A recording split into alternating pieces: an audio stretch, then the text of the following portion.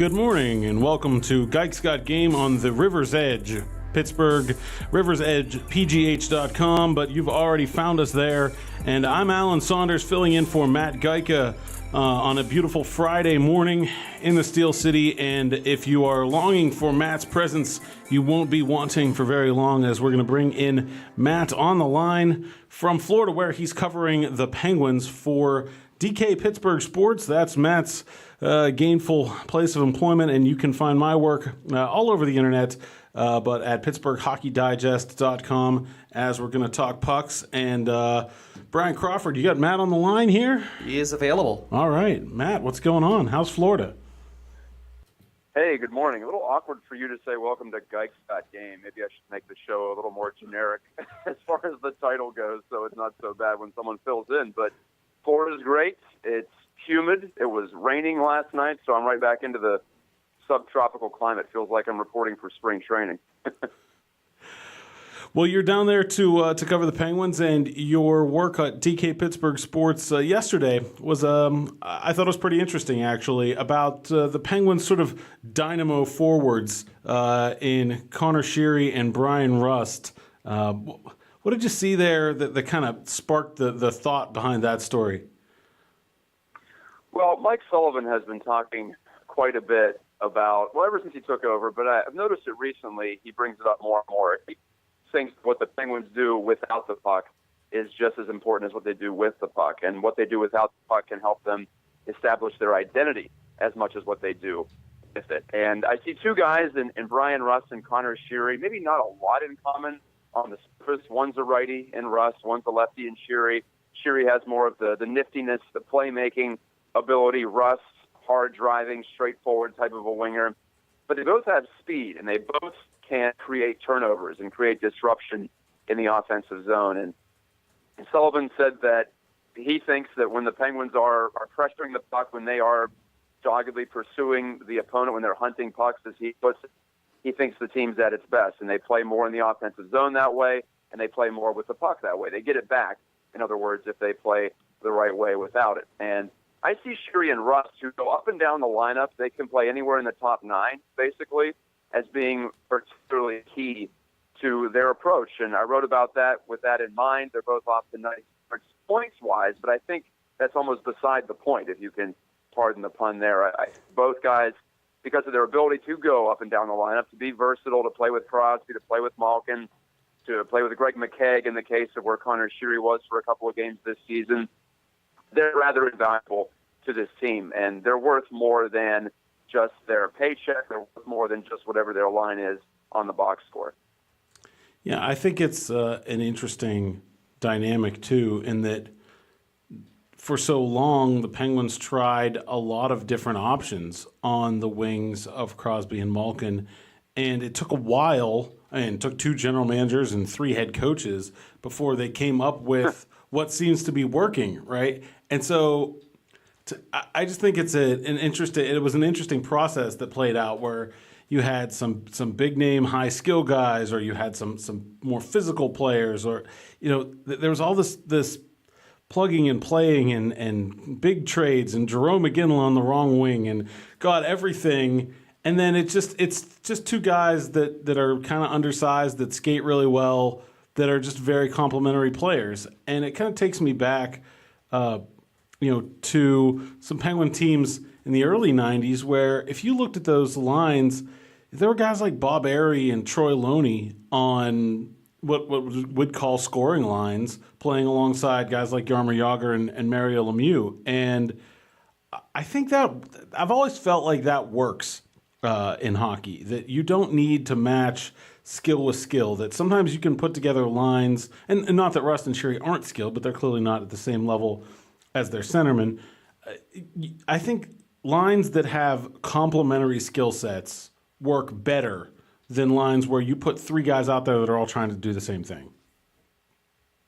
I think we've seen that in the history of the Penguins, like you just said, and I think we've seen that recently too. I'm still not convinced that, for instance, even Malkin and Kessel work together long term. I think they tend to feed off each other in a good way and also in a bad way. They can try to do a little too much, get too ambitious, and not play the way that you need to play in the modern NHL. There's not a lot of time And those guys can both get their figure skating legs on. They can both get swirling around in the zone, and it can look pretty when it connects, but it doesn't often do that. And, well, you think back to earlier this decade, I always liked James Neal with Malkin because they were complementary. Neal was the gunner, and Malkin, I think, generally looks to pass first. That's just his nature, whether it be because he's a center, because that's just the way that he came up in Russia. That's the way that he was taught.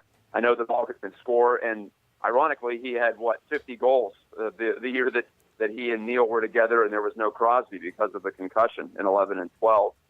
But overall, that is what you want. And so in theory, yeah, someone like Kessel with Malkin would seem to pan out. But like I said, the gunner has to have that mentality at all time. And then you need someone to go and retrieve pucks. And that's what Sullivan tries to get at, I feel. And he doesn't shuffle lines as much as some coaches, but he does make some changes when he deems it necessary. And I think he's maybe middle of the pack in terms of NHL coaches and mixing things up. But typically what you'll see is you'll have a playmaker, and that's on the top two lines, Crosby or Malkin. You'll have someone who likes to get pucks to the net, whether that be someone like Kessel or even I think Patrick Hornqvist can factor in that too. And then you have the speed guy, the bird dog, Carl Hagelin, and then I think Connor Sheary and Brian Rust fit into that category too. Now, Sheary's a little bit different. Sheary has traits that make him more dynamic and more explosive, and when he and Crosby and Gensel are together, it can be beautiful, it can be magical around the net. But also there's a high-risk aspect of Sheary's game that can work to that line's detriment. So that's why we haven't seen him with that top line as much, I think, as perhaps all of us thought once they got together late last season, because occasionally Sheary can turn the puck over and not always make the smartest hockey play. But overall, I think that is, I don't know about you, Alan, but I think Sheary with Gensel and Crosby is the Penguins' most dynamic line when it's right. Yeah, I think probably. Although I also think that one of the things that is you can really point to as a reason the Penguins have had success over the last two playoff runs has been the ability to go three scoring lines deep in the postseason. And so it's not about what's good for line one. It's about what's good for lines 1, 2, and 3. And like you said, is Sheary with Crosby and Gensel really good? Yeah. But, the third line, especially with, a downgrade at center for me, I like the way Greg McKegg has played so far, but, clearly not the same kind of offensive talent they've had at center. That third line is going to need some help. So I think I like Sheary on the third line. And, talking about old lines that work together, I mean, talking about especially Malkin and Kessel. Malkin in the 2008 run played with Max Talbot and Ryan Malone. And Kessel had his best success with Carl Hagelin and Nick Bonino. So, yeah, I definitely think there's something to the line construction, and I think that Mike Sullivan's figured it out. But so when it gets to value, then to me, I think it gets really interesting because those pieces, while complementary and necessary for success, don't have equal degrees of rarity.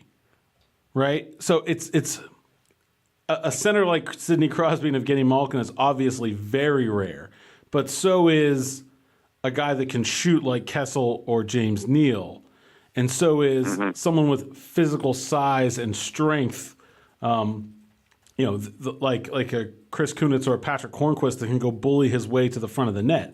Is what Sheary and Rust have done for the Penguins, is that rare, or is that a case of Sullivan identifying the traits that was needed to make those lines successful and finding it in players? And could those be replicated by other players fairly easily? I don't know about fairly easily, but number one, they both can skate, Rust and Sheary. And when Mike Sullivan took over, when Jim Rutherford started to turn this roster over in the 15-16 season, Scuderi for Daly, Perron for Hagelin, they were going for the high-pressure game. And so it is as much a success of the management group as it is the players themselves. And full credit to the players, they came up and they did well right away in the 15-16 season. And some players wouldn't be able to do that. Some wouldn't be able to handle it, but they were put in positions where they could succeed. They were told to to continue to play on the front foot like they did in Wilkes-Barre Scranton, and it panned out. But to establish that identity of this team, and that's where they fit in. That's what I tried to express in the story, too, was that when you have this identity and you pick players or you promote players who fit that type of a skill set, then typically you're going to have success. There's going to be cohesion, and you'll be able to roll 3 lines, maybe even 4. I suppose we'll see. Not right now, but I think even right now with Greg McKegg as the third-line center, whose strongest attribute is his skating, the Penguins can roll 3 and have that cumulative effect. That's what it is about, is attrition over the course of a game. You keep making a team play a little bit faster than what they want to, and eventually they'll make mistakes. And with the type of skill the Penguins have, they can be a counterattack team just as well as they can be a team that dictates. Yeah, you mentioned the fourth line there, and that is something that we wanted to get into as well. Ryan Reeves with 3 minutes of playing time the other night. What's your take on that situation? What's the ideal fourth line for the Penguins? Does it include Reeves? Do you have to use the fourth line more than that? I was never a big fan of Ryan Reeves' fit on this team. I think if you're going bigger concept and identity like I was just talking about, you could have a pretty good fourth line with Carter Rowney in the middle and Josh Archibald and Scott Wilson on your 2 wings. And those 2 might play tonight. They both skated with Rowney in equal measure as Reeves and Kuhn-Hackl in Thursday's practice down here. So we could see that, especially against some of the quicker teams. I think it's just a better matchup for the Penguins. No offense to Kuhn-Hackl or Reeves, but they're not going to be able to keep up with some of these quicker teams. And I think Tampa Bay fits into that category very well, too. So we could be seeing a little bit of a change here this weekend. I suppose we'll stay tuned. Reeves can be a productive player, and you can have a line that is more of a change of pace line. I don't think that's necessarily a bad thing, but I think it's also a matchup thing. And you can go back to the playoffs last year. Carter Rowney was at his best against Capitals and especially against the Senators because his lack of foot speed, relatively speaking, compared to his teammates, didn't really stand out. And he was able to do some of the puck possession things that he's good at. Work down low, work the cycle, go to the high traffic areas and make the simple play. So it could just be a matchup thing, Alan, this year where they go to a Reeves and a Kuhn-Hackl alongside Rowney when they're playing a big body team, a team that likes to bang them around. But as we know, the NHL is getting faster and faster. More teams are trying to load up on speed and skill, and they're mimicking what the Penguins have done, what the Blackhawks for a while, what the Lightning did when they went to the final. So we're in that trend right now in the NHL, and unfortunately for Reeves, I believe he's on the outside looking in of this trend. Yeah, I think a couple things about the Penguins' fourth line right now, and you mentioned Carter Rowney is not a fast player, at the NHL level. And to me, I think that's the first big problem with playing Reeves, is that that puts that whole line at a speed disadvantage. If you were looking at a year ago when you could have put together a fourth line that included, Cullen and one of the Penguins' other quick wingers, and then put Reeves with that line, man, I think that's you have something there, right? You have some guys that can skate and some guys that can really force the issue, plus this huge guy that's going to blow up defensemen and just cause havoc. I think that works for me. But when you have a guy like Rowney, who's sort of fourth line center by default right now because they don't seem to have any better options, I just think Rowney, Reeves, plus whoever, you're sort of setting yourself up for the fourth line to get itself in a hole real quick as far as a speed standpoint and a skating standpoint. And then the other thing to me about Reeves is that if the Penguins are going to run 3 scoring lines, and the Penguins under Mike Sullivan have essentially ran 3 scoring lines the entire time, I think fourth liners have to kill penalties. I don't see there's a way where you can have players like Carl Hagelin and Connor Sheary on the third line and have fourth line wings that can't kill penalties. To me, that's a non-starter. And so they played around with Reeves killing penalties in the preseason. He's not killing penalties right now. I think in order for him to play, he's got to kill penalties. Unless, they get a different third line center, they bump McKegg down, then all of a sudden things look a little bit differently. But the way the team stands right now, I just don't see how you can play Reeves next to Rowney and have Reeves not killing penalties. He's not going to get more than 3 minutes a night sometimes. And to me, it's a long season. These games, I mean, it's October. Do you want your first two lines playing half the game in October? I don't know. Like, I think the Penguins would be better suited to have a fourth line that they can roll more regularly. And in order to do that, it's going to need to be someone that can kill penalties. It's going to need to be someone that can help cover up Carter Rowney's lack of speed. And I don't think Reeves is that guy, which to me, really, I mean, brings into question the whole process this offseason. And, I think Jim Rutherford's done a pretty good job, especially since the end of his first year as Penguins general manager. He's been pretty much perfect, but they didn't get the third line center. They traded away a center to get Reeves, and Reeves doesn't fit with the centers they have. That to me seems like something didn't go to plan this offseason. Yeah, Reeves strikes me as a luxury for this team, and a luxury for a team that doesn't have a lot of depth on its bottom six in the middle of the ice. And no matter what you might have thought of Oskar Sundqvist, I think at least we could have expected him to skate fourth line minutes this year if he was kept on the team. So I think that just speaks to Rutherford's determination to bring in someone to play protector, to play physical player, to play maybe a traditional enforcer role once in a while when it comes into play. But I don't think you're going to see that most games. It's just the way the NHL is. And I credit Reeves for getting better at playing actual hockey. I think he's a pretty decent player, but I think he was a better fit for the Blues, number one, who tend to play a slower tempo style. And number two, like you say, the fourth line right now, who's going to go retrieve pucks? No one is. No one's going to be able to get to a loose puck if there's a 50-50 battle for it and you're playing a line with any kind of quickness. So I did say earlier that you could be a change of pace line, and you can be, but you still need that one person at least to give you the edge and be able to get the puck back, or else in today's NHL, you're going to be playing in your own zone, just chasing it around, chipping it out, and going off for a change. And that's not what the Penguins are looking for as a Stanley Cup contender, a team with those aspirations. It's not what any team's looking for right now. That's a losing game. And to spend one out of every four shifts buried in your own zone, that's going to catch up to you eventually. And all these back-to-backs the Penguins have, too.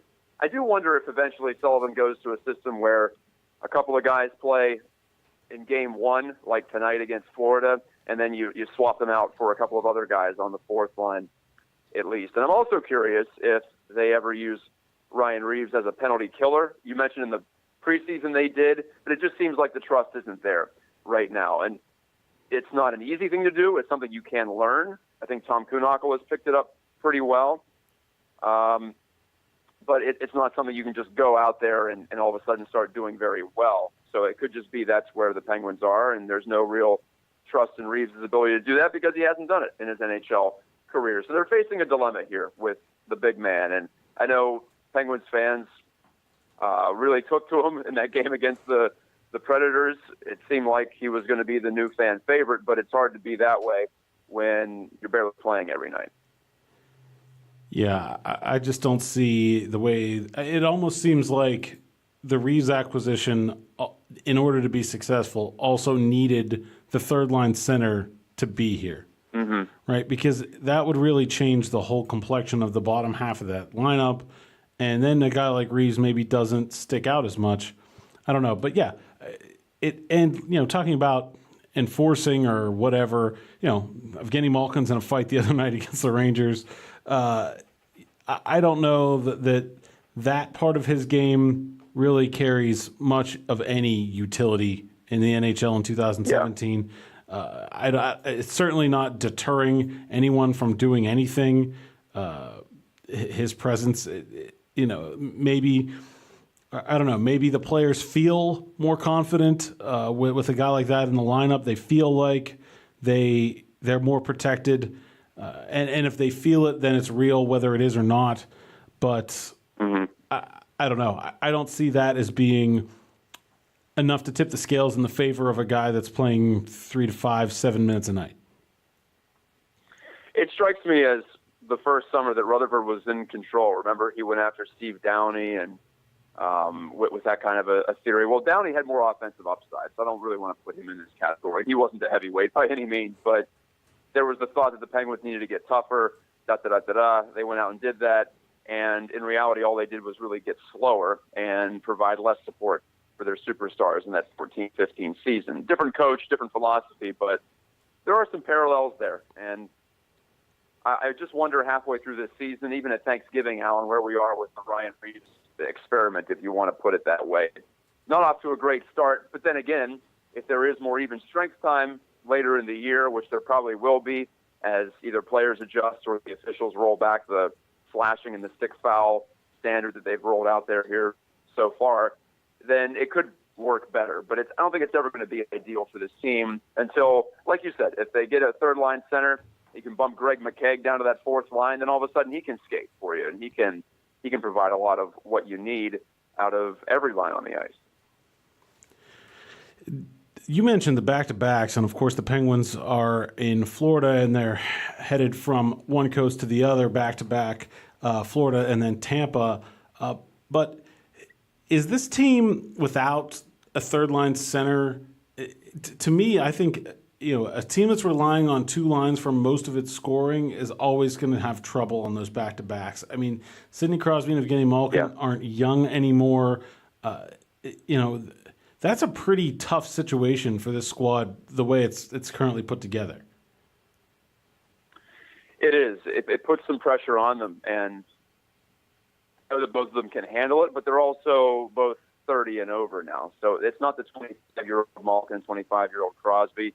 And even then, we saw that occasionally, when they didn't have the support that they needed, they would struggle, and you would have to try to figure out ways to spread the scoring depth around.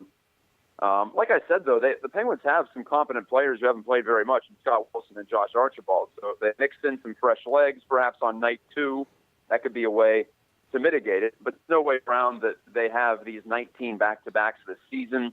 Yes, most of them aren't as onerous travel-wise as last week's when they had to go from D.C. to Tampa and probably got into a hotel room around 3, got to bed around 4 a.m. That's not going to do well for your recovery schedule. This one's easier. This one, it's a half-an-hour flight across the state. And the Penguins have, when you look at where they are in the division and in the Eastern Conference, they have the easiest travel distance-wise, I believe, in the league, or one of the easiest travel schedules that way. And I know that the NHL tried to even it out in that way. For instance, a team like Winnipeg or Calgary, they don't play a lot of back-to-backs because they have to go further. And you could argue that with the way travel is nowadays and all of that, that you'd still rather just take the day off, even if you were traveling short distances. It's still tough to get it going on that second day. And the NHL is so predicated on speed now. To get your legs right, that's really everything, isn't it? And so recovery will be priority number 1, number 2. And, well, to that point, Alan, the Penguins had an off day on Wednesday. They practiced hard Thursday, but no morning skate today. They just called the whole thing off. I'll be surprised if they skated all tomorrow at Tampa. So maybe that's the way that you mitigate it if you are Mike Sullivan. I think it's time for us to take a break. Matt, can you stick around for another segment with us? Yeah, sure, if you'll have it. Yeah, well, it's your show, so I mean, well, I guess we'll allow you. On the whole time. We'll allow you to stay for at least another segment. All right. So, yeah, cool. We'll be right back. We're going to have some local music here on the River's Edge, and then we'll be right back for period 2 of Guy's Got Game on the River's Edge. Hi, I'm Rob Spear, host of Damn Near Killed Him, an interview show where anything goes. Once they gave it to me, you could have stuck a telephone pole up my ass. I was about to be, kicked out of the country. That's where they send the worst of the worst. In a psych ward, normal things seem so weird in there. He was making $5,000 a month doing gay audiobooks. Hear some stories from people who have been to the edge and back. Thursday morning at 9 a.m. on riversedgepgh.com or download on iTunes. I mean, that's some pretty cool shit. Welcome back to Guy's Got Game on the River's Edge. We're at historic Mr. Small's Theater in the Millvale neighborhood of Pittsburgh. As I pulled into Mr. Small's this morning, I saw the tour buses outside getting the gear unloaded. It seems like they've got a pretty full house at the theater this weekend. I saw on the marquee Andy Mineo is in tonight, and then Gwar is coming up on Monday. And although I'm not a huge fan of that type of music, I think Gwar a concert would be an amazing experience from just an experience standpoint, and also from a people watching perspective. Guar sounds fascinating. They're here on Monday. Great venue, Mr. Smalls, and a great part of the city here in Millville.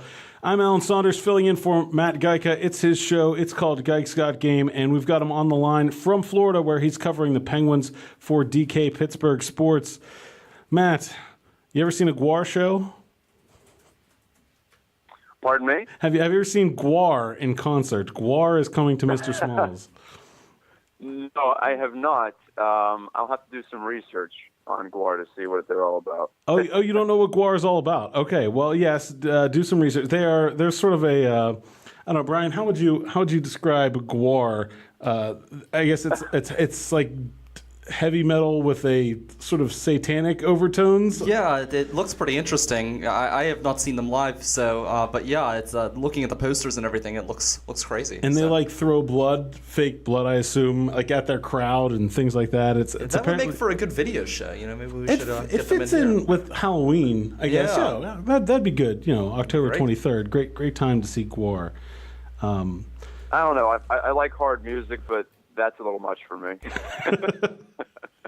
Well, let's get back to something that you and I are both eminently familiar with, the Pittsburgh Penguins, who are down in Florida. They play against the Florida Panthers tonight, and Matt and I were talking before the break about the challenges of playing a back-to-back heavy schedule that the Penguins have been saddled with by the NHL this year. And one of the things that we didn't come up that has been an issue is the backup goaltending position and Antti Niemi's struggles. The Penguins have lost both of those back-to-back games in which Niemi started, and he only finished one of them. Are you concerned, Matt, by the play from Niemi through 2 games? Do you see positive signs? And what are you hearing from Mike Sullivan as far as the confidence level in his backup goaltender?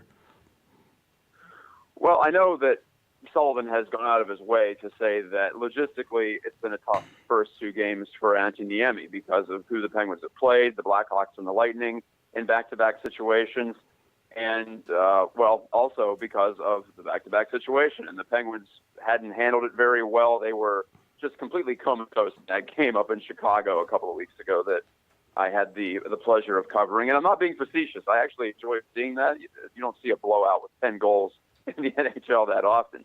So that was a rare one. That was a wild one. Maybe you throw that one away and just forget about it. But the game against Tampa last week is also emblematic of that. The Penguins weren't very conscientious with the puck, didn't manage it well. A lot of turnovers, a lot of up and down action.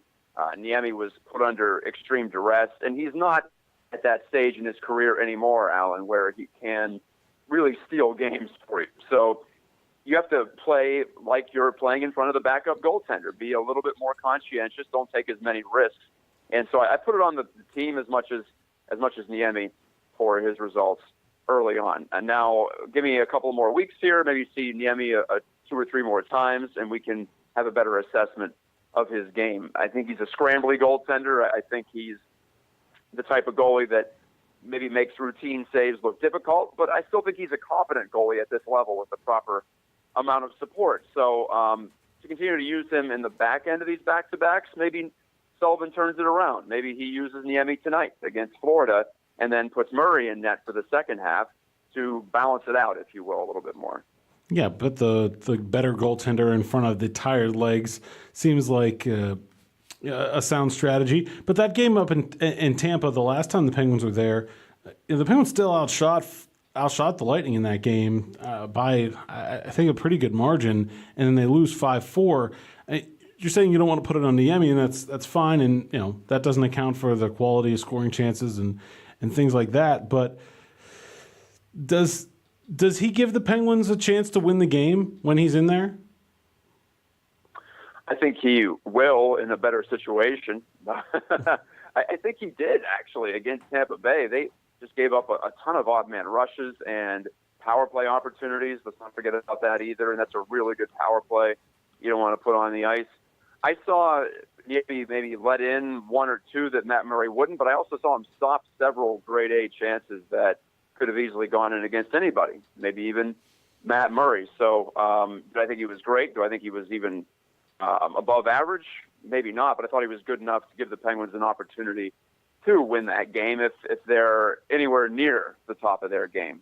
So would they rather have someone who's better? Well, yeah, but remember, last year was such a luxury. I think Penguins fans didn't appreciate it as it happened because you could throw a goalie out there out of the night who's going to give you a great chance to win. And the Penguins want to see more from Tristan Jarry in the AHL. Maybe that changes by midseason. They're satisfied and they think he can get called up and do well in a backup role, which is what he'd be in. But for right now, I think this is the right way to do it, to give a veteran a chance to maybe recapture something to bounce back. If he doesn't work, or if it doesn't work out, then by Thanksgiving, by Christmas, you pursue other options. Yeah, I don't think there's, like you said, there's not much of a choice to be made at this point in the season. If it gets to be Thanksgiving and, Niemi still hasn't played in a game in which the Penguins have won, then maybe you start to be really concerned. But I think for now, it's just, you play the guys that you got and you see what happens. But I was concerned, I guess, a bit at this when he was signed. You look at the save percentage drop from what Marc-Andre Fleury was able to do last year to what Antti Niemi did a season ago. And yeah, a drop-off was pretty predictable. And like you said, Marc-Andre Fleury is obviously starting, or was starting until he was injured for Vegas. He's a really good goaltender. Probably didn't deserve to be an NHL backup. And the Penguins have been pretty spoiled in that regard, and that it's been a long time since the Penguins had a backup goaltender that they were anything less than 100% confident in sending into games. My question, I guess, is that when you look at Matt Murray's career, he has not been a 65 games played goaltender very much at all. And so is it whether it's injury or whether it's workload, do the Penguins need somebody that can play more than just the second half of these back-to-backs? Yeah, I think so. I think that is what they're looking for. And maybe that's Jarry by mid-season. Who knows? We don't know what they're thinking or what their internal timeline might be. They didn't even spend $1 million on Antti Niemi, so it's not so much of a sunk cost, even if you do decide to move on from him. There is quite a bit for Matt Murray to prove, and maybe that's been glossed over in the start of this season with all the talk of their need to still supplement their center depth and looking at the return of Chris Letang, Ole Mata's better, all these storylines, and of course just getting back on the ice as back-to-back Stanley Cup champions.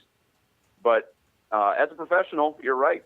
Murray doesn't have that track record of being a workhorse, and he'll have this whole season to try to put that narrative to rest. And I say narrative not as in something that we've made up. It's just that storyline. That's a legitimate storyline for him right now. Last season was a little bit troubling in that way because what do you have, 2 or 3 soft tissue injuries? He had one the season previous. Much is left to be written in the Matt Murray story, no doubt about it. Yeah, and I do think that that's one of the reasons why the Penguins have Tristan Jarry and Wilkes-Barre as opposed to bringing them up at the beginning of the season, because now there's 2 players in the mix if Murray gets hurt or if they feel like they need to give the second goaltender more games. And if Niemi doesn't work out, then maybe Jarry can be option C instead of being option B, and that gives the team just that much more to work with. But yeah, look, bringing up Matt Murray's stats here, played 49 regular season games a year ago, played 44 between 2 levels in 15-16, 40 in 14-15. That's just barely over half. When you think about the real workhorse type goaltenders, the Henrik Lundqvists of the world, they're playing 60, 65 games sometimes. And there's a big difference between having your starter and goaltender play 65 games and 45 games when it comes to the drop in talent from your 1 to your 2 and how you fare in those extra 20 games. There's a disparity there, and these games are not to be thrown away for as much as Penguins fans might think it's all about the playoffs. You still have to make the playoffs, and I'm pretty confident the Penguins will, and they'll be all right. But they're not in a spot where, say, like the Golden State Warriors are in basketball. Different sport, different type of team, but they're not in a position to maybe throw out these games as quote-unquote scheduled losses, which you might consider the Tampa Bay game, the Chicago game, and perhaps this upcoming game against the Lightning too. It's too tight of a league. The Blue Jackets are better. I believe we're seeing a nice start from the New Jersey Devils. I don't think they'll hang in, but the Capitals are still around. It won't be a cakewalk to the finish line in this Metro division. It's not at all that case, not with how big these divisions are now, and not with just the general competitive balance of what we're seeing among the group that the Penguins have to compete with. Yeah, and you didn't even mention the team that's in first place in the Metro Division right now, and that's the New Jersey Devils, who are off to something of an incredible start and seem like they're something of a different team offensively. 31 goals for in 7 games for the Devils. That's kind of unheard of. Let's change the conversation to the other side of the dressing room there at is it still the BB&T Arena? These arenas change names more frequently than I change fashion. BB&T Arena there in Sunrise, is that still it? It is still the name, yes, you are correct. And the Florida Panthers have a burgeoning young star who many in the Pittsburgh area are familiar with in Vince Trocheck. But I would argue maybe that many in the Pittsburgh area aren't familiar enough. I think if you ask the average Penguins fan to rattle off a couple of NHL players from Pittsburgh, Vince Trocheck, along with guys like JT Miller, Brandon Saad, John Gibson, would probably come up. But I'm not sure he gets enough credit in his hometown for the type of player that he's become. Vince Trocheck is probably the best player on the Florida Panthers. He's a legitimate scoring threat. He's an all-star type player, and we haven't seen that much from the guys that we talk about when we talk about Pittsburgh players. Brandon Saad was a high draft pick, but when you look at the results, Trocheck's been right there for 2 seasons now. Trocheck last year, to your point, 54 points. 2 years ago, 53 points. He played all 82 games last year, and he's not getting much support on that Panthers roster the last 2 seasons either. And he's a perfect fit for the NHL as it is right now. Kind of a smaller, undersized guy, 5'10", listed at 180 on hockeyreference.com, so we'll go with that. But elusive, has a little bit of that high end to him. I think Brandon Saad has some of that too, but he's not so much of a finesse player. He's not so much of a creator. I think he does better as a supporting guy, as a complimentary guy on his line, as we're seeing again in Chicago as he's returned to the Blackhawks.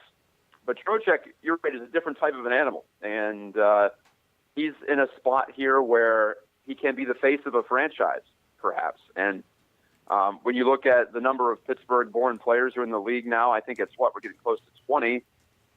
I'd have a hard time picking a better guy. I think John Gibson still has some things to get straightened out, and he's had some ups and downs as a goalie, despite a really strong start and bursting on the scene a couple of playoff years ago. Saad probably still has the lead because of the things that he's done and the Stanley Cups that he's won and how good he was right from the start. But I think we're getting to the point now where Trocheck takes that torch. He doesn't play in a great hockey market. He doesn't get a lot of exposure. He's not on NBC Sports Network or NBC proper ever. When's the last time the Panthers were on any of those games? So that'll be a challenge for him to really get big name recognition, but at least among the hockey followers that you and I talk with and the people who do pay attention to this type of thing, whether it be on your website or otherwise, I don't think Trocheck is any kind of a secret anymore. And you watch how he played last weekend against the Penguins at PPG Paints, had a beautiful assist on an Aaron Ekblad goal, just picked up a turnover, didn't even look, barely, and fired a pass across rink, wide open Ekblad. It was actually really reminiscent of the play that Crosby made earlier in that game. Not to compare the two, but it's the type of play that you can expect to see from the guy, a playmaker who has some finishing touch as well.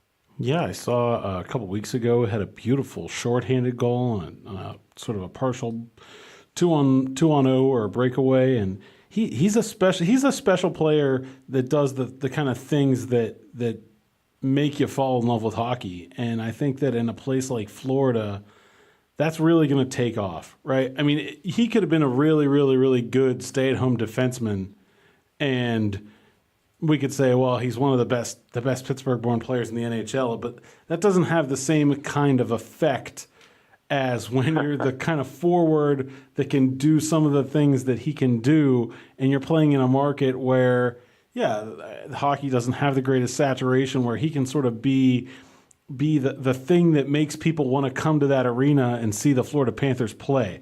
I don't think that any of the Pittsburgh players that have gone to the NHL, you could say that about before now, is that they were the reason that people were going to watch their team. Mm-hmm. I think you're right. That's a really good point. It's a new angle, and it's the next step for Pittsburgh hockey, right? Because we have produced your Ryan Malones and your R.J. Umbergers in the past, and Umberger had a couple of really nice productive seasons. So he had a really good run, in fact, of 20-goal seasons. So did Ryan Malone. He was an above-average player, an above-average type of a power forward. But not only does Trocheck fit a different profile because of his frame, because of his skill set, but also, like you say, he has that chance to take the lead, and that's exciting. That's so awesome for our town, for people to be able to point to Trocheck and say, yeah, you can be a difference maker at the NHL level. You can fit in and you can develop here, at least part of the way, in Pittsburgh. It's a big deal, and that's how you get that momentum going, right? You get the role models out there, and I think maybe 4 or 5 years ago we thought that we'd see just continual draft classes like we saw with your Trochecks and your JT Millers and your Brandon Sodds and your John Gibsons. But it doesn't work that way. It goes in fits and starts. You have a nice group that pushes each other, and maybe a lull for a couple of years. And I would think very soon we're going to have another crop enter the NHL through the draft and make a difference like we've seen this group do. Yeah, I was on Twitter the other day, and I saw that Florida Panthers play-by-play broadcaster Doug Plagans had tweeted from a grocery store that Vince Trocheck is on initially I thought it was a cereal box. I think it's actually some sort of snack box. It's called Sweeties, and it's the tagline is Trocheck's Mix. And so there's the whole get up, the picture of him in cardboard in the grocery store aisle, and I mean that's sort of how you know you've made it as a player in the NHL, when you've got your name on some stuff in the grocery store. And to me, that was just really cool to see a player from the area that grew up here and worked hard in the same kind of conditions that everybody else is, to elevate himself to that type of stardom is very rare, and really the first time I've seen anything like that. So maybe while you're in Florida, if you got 2 days, maybe you can find some Trocheck's Mix out and about, and give us a review of the product and see if it holds itself up to the high standard that Vince has established. That's so appropriate, isn't it? Because we're the hockey town that produced Yager peanut butter and Casperitis Crunchers, et cetera, et cetera. So for him to be carrying that tradition down to Florida too, that fits. It's almost too perfect. It's too on the nose for Vince. And, well, judging by NHLers' diets these days, I seriously doubt he's eating much Trocheck's Mix, but you can throw that in maybe for a splurge once in a while. Maybe in the off season only, just as a workout reward, All right, we've got to take another break. We've got Matt Geica on the line from Florida. It's his show. I'm Alan Saunders, and we'll be back with the third period of Geica's Got Game on the River's Edge. Go, it's green. Come on. Go. God damn it, Brian. You need to calm down Yeah, with the road rage. I'm sick of these people, these assholes. The road rage, man. You got to calm down on the road rage. Well, I want to get to where we're going. We have a lot of great stuff coming up. We're going to Falling Water, Bicycle Heaven, the Mattress Factory, Tuck Knob, Trundle Manor. All right, which way do I go? Which way do I go? Come on, come on. Right. Too late now. Right, come on. Well, too late now. I got to keep going. I'm not going to sit here like some asshole. Oh, come on, man. All right, you're listening to The Culture Cruise. You can find us at riversedgepgh.com. Your local Pittsburgh area museum podcast. Yes, riversedgepgh.com, and come take a ride with us. Welcome back to Guy's Got Game on the River's Edge. I'm Alan Saunders, filling in for Matt Guyka. Brian, you have some road rage issues, it seems. No, I just everybody else just needs to up their game. Okay, You know, I'm on board with you on that, but no one records me while I'm in the car, so I have that. I'm just honest to a fault. Pittsburgh's moral compass, Brian Crawford, right here. I do not tell a lie, so cannot tell a lie. Brian and I are at the River's Edge studio, which is in historic Mr. Small's Theater in the Millvale neighborhood of Pittsburgh, and we have something we'd like to share from one of our Millvale neighbors here. The Millvale Volunteer Fire Department is hosting a fundraiser for firefighter Corey, who's been diagnosed with cancer. And Corey was one of the firefighters that worked on the fire at our former studio. And so would appreciate it if you were able to stop by. It's at the Millvale Community Center on October 29th from 2 p.m. until 6 p.m., and all proceeds will directly benefit Corey and his medical expenses. Corey, we're thinking of you, and please, if you're able to stop by, I would appreciate it. Again, I'm Alan Saunders, filling in for Matt Guyka, but he's not gone too far. He has gone. He's gone, but he's with us. He hung up. Thanks to, he's gone? He's gone. Oh, no, we've lost Matt. Hey, he's here. He's back? We got him Okay. back. Let's see. We have Matt on the line from Florida, or at least we had Matt, and maybe we again have Matt. Matt, are you there? Hello. We've got no Matt. He's here. I don't know where he's at. Matt, hello. We've lost Matt. There he is. There he is. Okay. Matt, we can hear you. Can you hear us? No? Some technical difficulties here on Guy's Got Game. We're trying to bring Matt Guyka in on the line. He's down in Florida with the Penguins, who he covers for DK Pittsburgh Sports.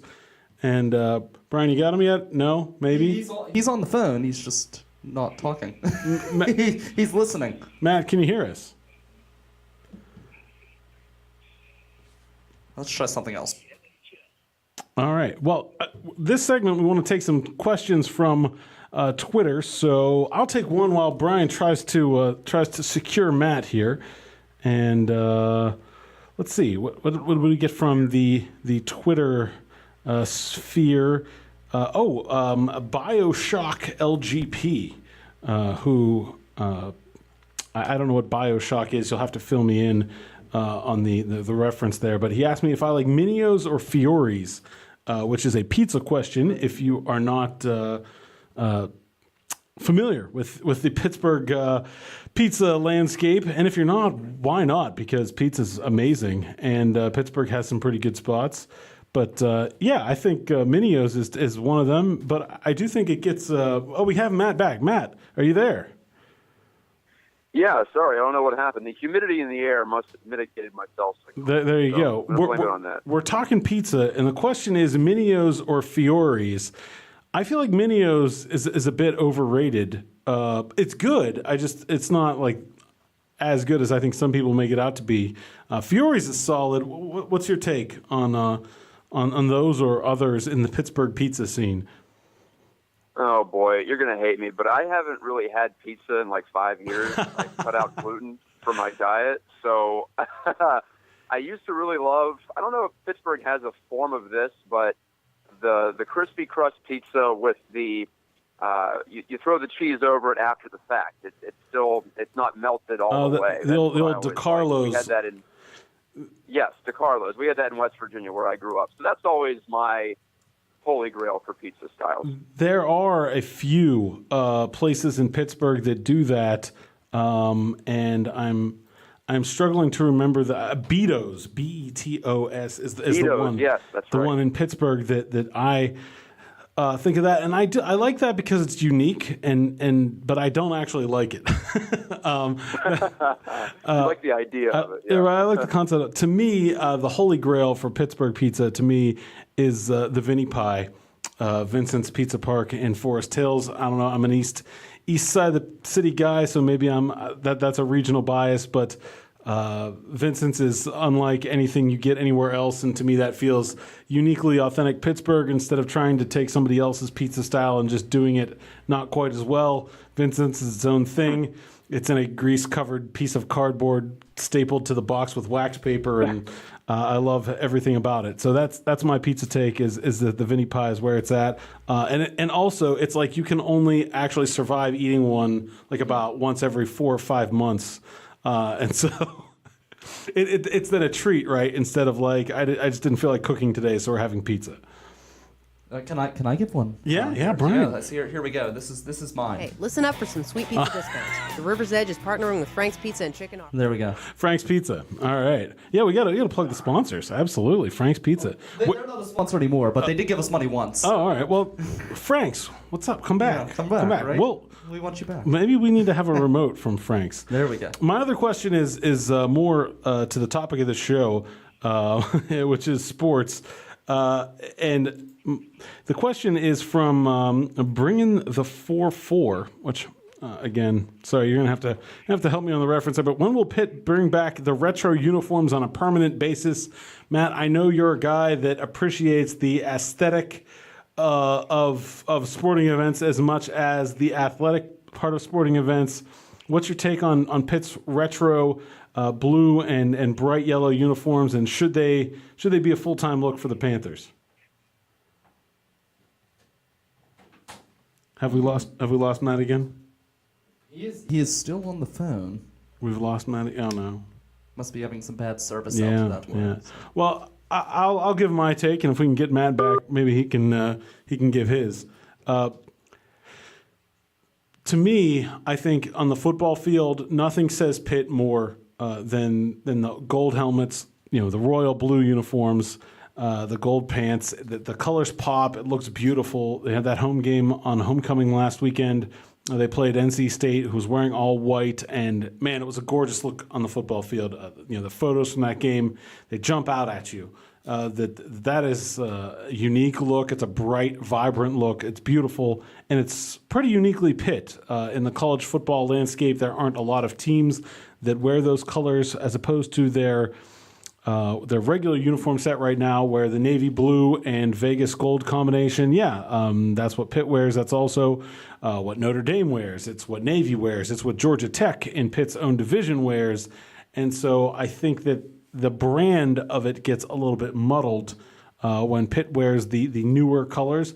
But the other thing, to me, there's two sides of a coin there, in that I don't think the Pitt traditional colors look as good in non-football settings. I think in basketball, they just look okay. And then I think when you think about some of the other sports that Pitt sponsors, gymnastics, tennis, baseball, it's just not a good look. The Navy, especially baseball, that bright colors are not typically the norm in baseball uniforms. And the other thing to me is just from a fashion standpoint, if I was going to wear a polo or, I would, if I was going to wear a dress shirt, I would not pick royal blue and bright yellow to wear together. That's not a natural color combination. So I think as far as selling shirts and that kind of thing, I think the khaki color and the navy color probably do a little bit better. But it seems like from what I've sort of gathered from the new administration at Pitt that they are leaning towards going back to the old colors, and I know that's going to make a lot of Pitt fans happy when it comes to the number of questions I get about Pitt. This is one that comes up pretty much all the time, and the sentiment behind the old school traditional Pitt fans, the big part of the fan base seems that they are well behind that decision. So I think that's eventually where we will end up with Pitt back at the blue and yellow sooner rather than later. All right, and I think that's about all the time. Do we get Matt back? Or we're done with Matt? I think we're done with Matt. We're done with Matt. He's gone. I don't know what the deal is. So we threw him out of his own show. Yeah, that's what the deal gone. is. He's gone. He's gone. But we're finishing up here at Geigs Got Game, and I'm talking. Saunders Got Game. It's Saunders Has Game. I'll also just. Give Matt a little edit there while I'm at it. Saunders Has Game on River's Edge, and talking about Pitt. You can find my work. I cover the University of Pittsburgh extensively at Pittsburgh Sports Now. We talked earlier about the Penguins and Vince Trocheck. I am the owner and proprietor of Pittsburgh Hockey Digest. You can find both of those online and on Twitter at PGH Sports Now and at PGH Hockey Digest. thank you, Matt, for letting me take over your show. And hopefully you'll be back here next Friday. Until then, Brian, anything final? Good. Just come on out to the event if you can. Yeah. And Sunday evening, I'll be doing a live stream from James Street down in the Speakeasy with owner Kevin Safner. I don't know if you heard the news. We'll be talking a lot about it on my Saturday morning show as well. James Street Gastropub is closing, so we've got lots of coverage on that coming up as well. So. Brian Crawford, he's the man at River's Edge. I'm Alan Saunders for Matt Geica. Thanks for tuning in, and we'll see you next week.